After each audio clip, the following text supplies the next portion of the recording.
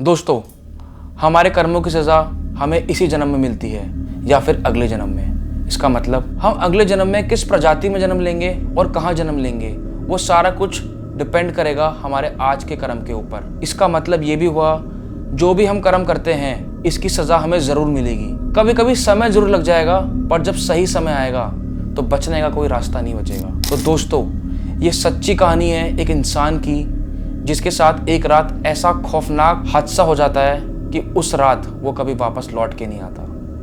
ये कहानी है एक इंसान की, उसका नाम है इरफान। इरफान एक हरियाणा के छोटे से गांव से बिलोंग करता है। इरफान अपनी फैमिली के साथ रहता था। उसकी फैमिली में 2 बच्चे और उसकी एक बीवी थी। ये फैमिली एक नॉर्मल फैमिली थी और आम लोगों की तरह एक नॉर्मल जिंदगी जी रही थी। पैसे कम होने की वजह से इरफान ऑटो रिक्शा चलाता था। एक दिन नॉर्मल दिन की तरह इरफान ऑटो रिक्शा चला के रात में अपने घर वापस आता है। घर वापस आने के बाद वो पूरी फैमिली 9 बजे के आसपास अपना डिनर करती है और 11 बजे के आसपास वो सोने चले जाती है। पर उसी रात के 2 बजे इरफान को कहीं से एक लड़की की हंसने की आवाज़ आती है। वो एकदम से चौंक जाता है कि इतनी रात में आवाज़ कहाँ से आ रही है। उसको लगता है कि उसके बच्चे शायद हंस रहे हैं रात में, पर जैसे ही वो आँख खोलता है तो वहाँ पर सब सो रहे थे। ये देखकर वो एकदम चौंक जाता है। वो तुरंत पानी पीने जाता है और उसके बाद नॉर्मल हो जाता है और वापस सोने चले जाता है। जब वो सुबह उठता है तो वो अपनी बीवी को एक बात बताता है कि उसको पिछले 6 महीने से ठीक रात के 2 से 2:30 बजे एक लड़की की हंसने की आवाज़ आती है। ये बात उसने अपनी बीवी को कभी भी नहीं बताई थी और आज सुबह उसने ये बात बताई जिस दिन उसका जन्मदिन था। आज है 18 अक्टूबर 2019। ये 18 अक्टूबर 2019 की बात है जिस दिन उसने अपनी बीवी को ये बताया था कि पिछले 6 महीने से उसको लड़की की हंसने की आवाज़ आती है रात में। उसने अपनी बीवी को बताया कि पिछले 6 महीने से वो सो नहीं पा रहा। उसके बाद इरफान अपने काम पे चले जाता है। आज के दिन इरफान को कोई भी सवारी नहीं मिल रही थी, इसी वजह से वो थोड़ा निराश भी था। टाइम बीतता गया। फिर इरफान अपना लंच करने चला गया। खाना खाने के बाद इरफान दोबारा अपने ऑटो स्टैंड पर चला गया, पर समय बीतता गया पर उसको कोई भी सवारी नहीं मिली। थोड़े टाइम बाद इरफान को बहुत से कॉल आने स्टार्ट हो गए। वो कॉल इरफान के बच्चे कर रहे थे। वो इरफान से ये बोल रहे थे कि पापा आज घर जल्दी आ जाना, हम आपका मिलके जन्मदिन साथ में मनाएंगे। इरफान चाहता था कि मैं थोड़ी सी कमाई और कर लूँ और फिर वापस घर जाऊँ, जिससे कि वो भी खुश हो जाए और कमाई भी हो जाए। जैसे जैसे समय बीतता गया इरफान को फाइनली 2 से 3 सवारी मिल गई थी, बट इरफान अभी भी खुश नहीं था, क्योंकि इरफान नॉर्मल दिन की तरह 1200 से 1300 रुपये कमा लेता था, पर उसने आज सिर्फ 500 रुपये ही कमाए थे और अब तक रात के 9 बज चुके थे। इरफान को समझ नहीं आ रहा था कि मैं घर जाऊं या फिर अभी भी रुकूं सवारी के लिए। अब तक रात के 11 बज चुके थे। इरफान सोचता है कि अब घर निकल जाना चाहिए, क्योंकि इस समय गांव के सभी लोग सो जाते हैं और सड़क पे कोई भी सवारी नहीं थी, पूरी सड़क खाली की खाली थी। इरफान उस रात ढाबे पे जाता है और अपनी फैमिली के लिए खाना पैक कराता है। खाना पैक कराने के बाद इरफान अपने घर का रास्ता पकड़ लेता है। उसके घर के रास्ते पे 2 पेड़ गिरे हुए थे, जिसकी वजह से पूरा का पूरा रास्ता बंद था। पर एक और रास्ता भी था जो उसके घर की तरफ जाता था, पर उस रास्ते पे कोई भी जाना पसंद नहीं करता था। वो इसलिए क्योंकि वो रास्ता एक शमशान घाट होते हुए उसके घर की तरफ जाता था। उस पर और कोई रास्ता नहीं था, उसे इस शमशान घाट वाले रास्ते पे जाना ही पड़ा। उसने फैसला किया कि इस रास्ते से जाते हैं और ये रास्ता एक शॉर्टकट भी था।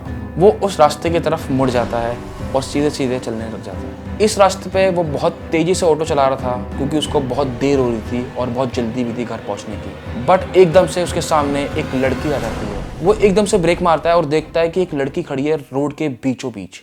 वो एकदम से घबरा जाता है कि बीचों बीच कौन खड़ा है। वो उसको देखता है। वो एक खूबसूरत सी लड़की थी जो सफ़ेद कपड़ों में खड़ी थी।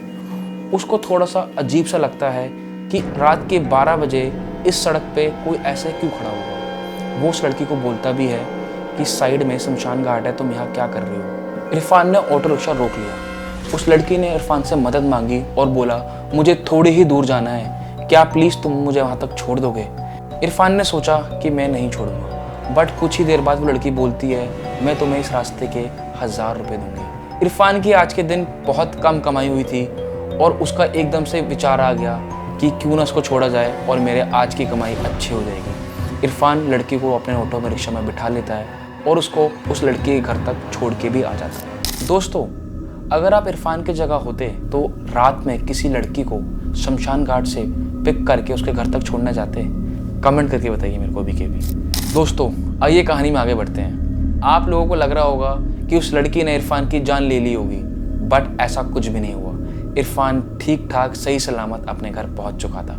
इरफान जैसे ही घर में घुसता है तो इरफान के बच्चे इरफान के पास आते हैं और उसको केक काटने के लिए बुलाते हैं। इरफान उन्हें गुस्से में आकर डांट देता है और भगा देता है। ये बर्ताव देखकर उसकी बीवी को बहुत अजीब लगता है कि इरफान ऐसा क्यों कर रहा है। ये देखकर वो उसके पास आती है। जैसे ही उसकी बीवी उसके पास पहुंचती है उसको बहुत ज़्यादा स्मेल आने लगती है, और वो ऐसी स्मेल थी कि शायद कोई डेड बॉडी की स्मेल हो, चाहे वो जानवर की हो चाहे वो किसी की भी हो। एक डेड बॉडी की मरने वाली स्मेल जो होती है वो स्मेल उसमें से आने लगती है। वो बहुत अजीब सा माहौल हो चुका था घर में घुसने के बाद, क्योंकि आज उसका जन्मदिन था। उसके घर वाले बहुत खुश थे कि तो उसका वो जन्मदिन मनाए, बट इरफान आज बहुत गलत व्यवहार कर रहा था अपनी बीवी के साथ और अपने बच्चों के साथ। उसकी बीवी बोलती है आओ केक काटते हैं, वो उसको मना कर देता है और बोलता है कि मुझे पानी चाहिए।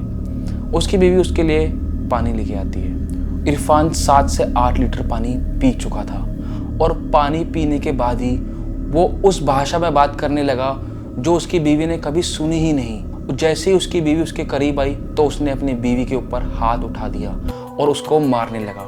ये सब कुछ देखते देखते इरफान के बच्चे भी आ गए अपनी मम्मी के पास, और उनको भी इरफान ने अलग कर दिया और धक्का देके हटा दिया, और वापस वो अपने कमरे में चला गया। इरफान अब अपने कमरे में आ चुका था। इरफान की बीवी बिल्कुल शौक में थी अपने बच्चों के साथ। उसने कभी सपने में भी नहीं सोचा था कि कभी उसके साथ ऐसा कुछ हो जाएगा। इरफान ने पिछले 20 सालों में अपनी बीवी के ऊपर कभी भी हाथ नहीं उठाया था और कभी भी तेज आवाज़ में बात भी नहीं की थी। उसकी बीवी पूरी घबरा चुकी थी और अंदर से बिल्कुल टूट चुकी थी। उसे कुछ नहीं समझ में आ रहा था कि वो आगे अब क्या करे। उस रात के बाद इरफान 6-7 रातों तक सोया ही नहीं। ना वो किसी से ठीक मुंह बात करता था, ना वो ठीक से खाना खाता था, और ना ही वो कुछ समझ पाता किसी की बात। उस रात के बाद इरफान 4-5 रातों तक सोया ही नहीं, और अगले दिन से उसने काम पे जाना बंद कर दिया। वो लोगों के फ़ोन नहीं उठाता था।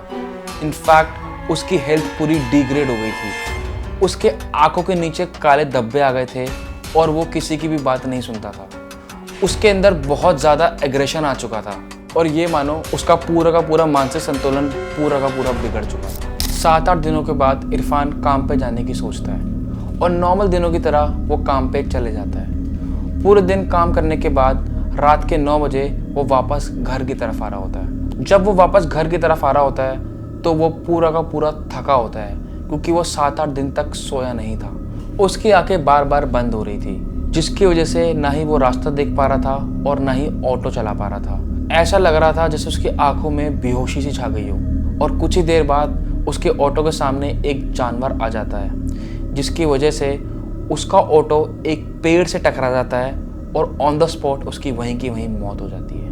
रात के 3 बज चुके थे और इरफान का घर का माहौल पूरा का पूरा बिगड़ चुका था। इरफान के घर वाले इरफान को बहुत फ़ोन कर रहे थे, पर उन फ़ोन कॉल्स का कोई भी जवाब नहीं मिल रहा था। अब अगली सुबह इरफान के घर के सामने पुलिस की गाड़ी आ जाती है। इरफान के घर वाले एकदम से घबरा जाते हैं कि ये सुबह सुबह गाड़ी कैसे आ गई। पुलिस वालों के हाथ में एक तस्वीर होती है, और वो तस्वीर थी डेड बॉडी की। जब पुलिस इरफान की बीवी से बातचीत करती है, उस बीच उसकी बीवी कबूल कर लेती है कि ये तस्वीर इरफान की है। उसकी बीवी को एकदम से सदमा लग जाता है और वो बहुत तेज़ी से रोने लगती है, और उसे कुछ समझ नहीं आता कि वो अब क्या करे। इस बीच पुलिस अपनी कार्रवाई शुरू करती है।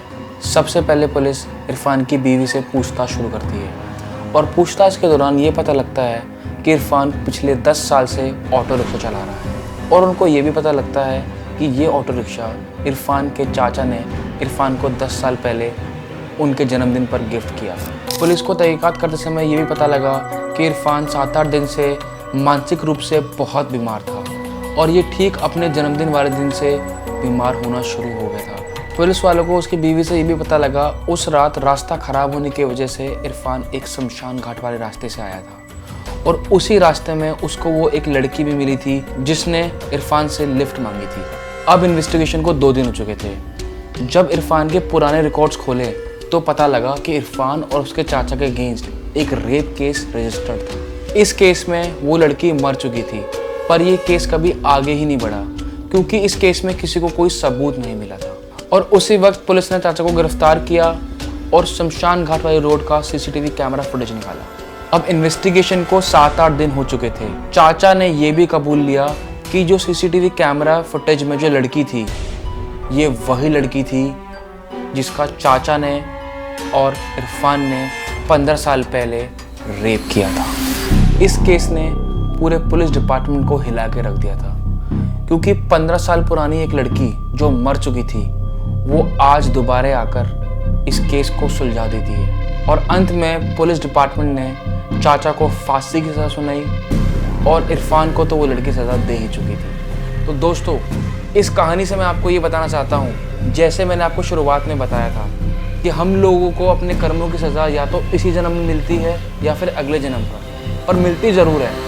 कभी कभी बहुत ज़्यादा टाइम लग जाता है, पर जब सही समय आता है तो कोई भी रास्ता नहीं बचता बचने के लिए। तो दोस्तों, अगर आप यहाँ तक आ चुके हैं तो प्लीज़ मेरे को कमेंट करके बताएं कि आपको ये कहानी कैसी लगी। और यदि आप लोग के पास कोई सच्ची कहानी है तो प्लीज़ मेरे को इंस्टाग्राम पे डीएम करिए, लिंक्स नीचे दे रखे हैं। तो चलिए, अगर आपको मेरी वीडियो अच्छी लगी तो उसको लाइक करिए, शेयर करिए और कमेंट करके बताइए।